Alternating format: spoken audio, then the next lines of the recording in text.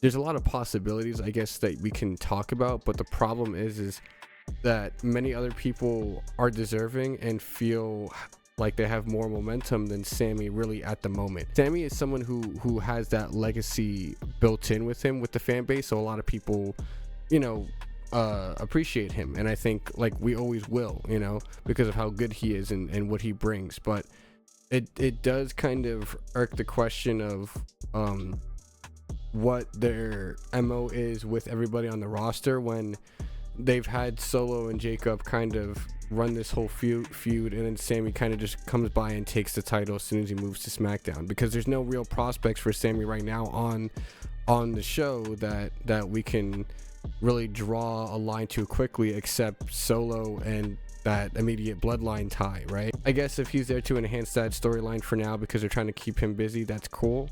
But I do think that there is a problem with overexposure. I think with Sami Zayn, like, besides being in places that I guess, like, internationally, that will elicit that response because they're just clamoring for wrestling in general. There have been people like a Carrion, there have been, even recently with R-Truth and even with like the New Day and stuff like that, where they are getting TV time, but they're not getting a prominent even like 5 to 10 minute promo spot to further like a legit PLE feud or something.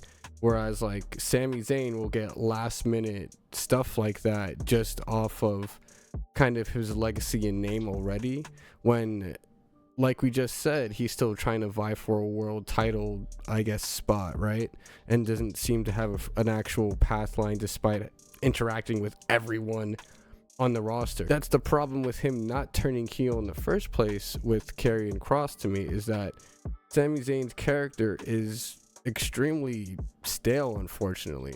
I think there's not really much left to explore with the current version of his character, unfortunately. I think the depths of betrayal and stuff like that you can explore, you've explored with Kevin Owens. I think Cross was really the only one who was presenting him with, maybe into a lesser extent, maybe Drew, presenting him with that heelish turn and becoming someone who, kind of throwing back to that smarmy character he was playing with like the beret hat and whatever, but like an actual capable heel that can get into people's minds, and is a true sociopath. The person who did initially join the bloodline.